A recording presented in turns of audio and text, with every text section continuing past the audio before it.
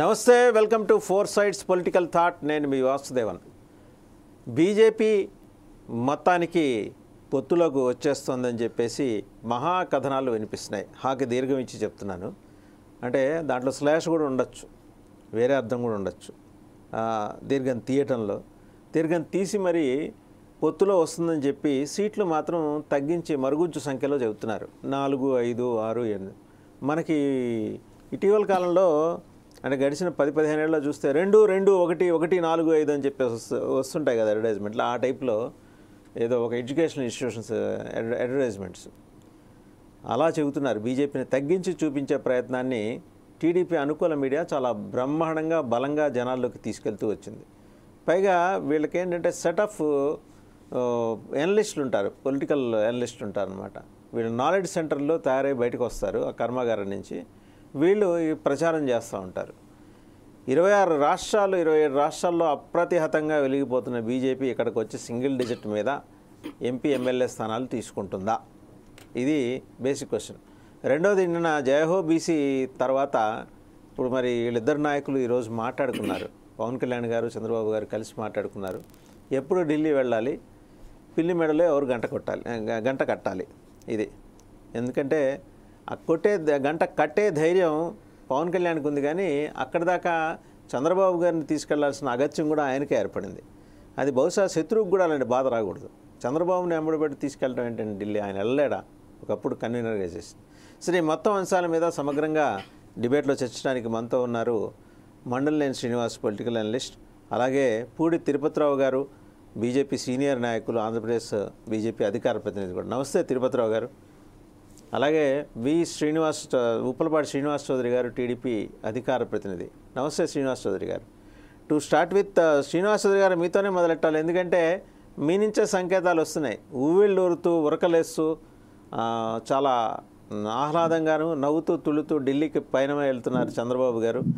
So ఈసారి హస్తినకి పోయి రావాలంటూ వెళ్ళి ఈసారి మాత్రం పొత్తుతోటే వెనక్కి వస్తానని చెప్పేసి చాలా బలంగా మహాకథనాలు వినిపిస్తున్నాయి.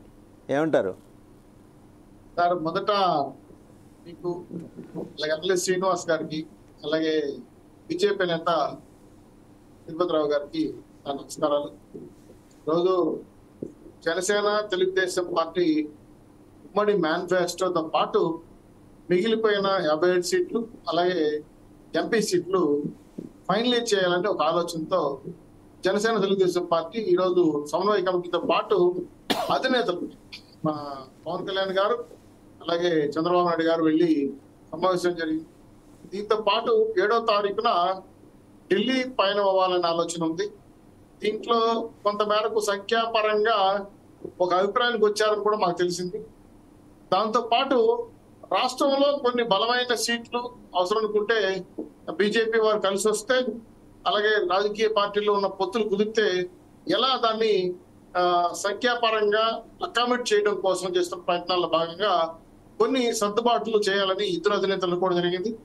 అయితే ఇప్పటికే కొన్ని 99 సీట్లు అనౌన్స్ చేశారు కాబట్టి ఇందులో మార్పులు చేర్పులు ఏమి ఉండవు. అంటే ఒక మహాజన రాజేష్ తప్ప ఇది అందరూ కూడా అలానే ఉన్నారు. ఇంకా వారం రోజులు 15 రోజులు చూసి సర్వేల్లో ప్రజలకు దూరంగా కాకుండా నిత్యం ప్రజలతో ఉంటేనే వాళ్ళకి కన్ఫర్మ్ సీట్స్ ఉంటాయనేది కూడా పార్టీ అధినేతలు ఇచ్చిన సిగ్నల్స్. అది ఒక పక్క జరుగుతున్న ప్రధానంగా మీరు పెడుతున్న విషయాలు ఏదంటే పొత్తులు అనేవి రాష్ట్ర అవసరాల దృష్ట్యా జనసేన తెలుగుదేశం పార్టీ పొత్తు ఆల్రెడీ డిసైడ్ చేసుకున్నాం. ఇప్పుడు బీజేపీ వారిని మేము అడుగుతున్నాం. అలాగే జనసేన మిత్రులు కూడా వాళ్ళ మధ్య అనుసంధానం కూర్చడం కోసం మాట్లాడుతున్నారు. 7న ప్రయాణం అవబోతున్నారు అనే విషయాన్ని కూడా ఫైనలైజ్ అయింది.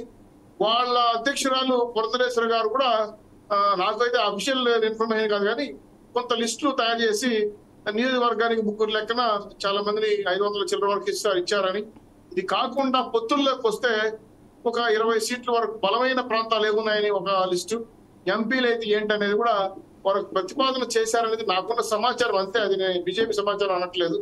అయితే రాష్ట్ర అవసరాల దృష్ట్యా ఈ దుర్మార్గమైన ప్రభుత్వం తెచ్చడం కోసం అందరూ కలిసి రావాలని పవన్ కళ్యాణ్ గారు ఇట్లా మేము తెలుగుదేశం పార్టీ డిమాండ్ చేస్తున్నాం.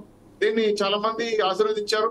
అలాగే పొత్తు ధర్మాన్ని విస్మరించకుండా రాబోయే రోజుల్లో జనసేనకు కూడా తగిన ప్రాధాన్యత ఇవ్వడం కోసం వారికి ఏవేవి ఇవ్వాలని కూడా ఈ రోజు ప్రస్తావన వచ్చింది. దాని మీద కూడా ఒక సరే అభిప్రాయం అది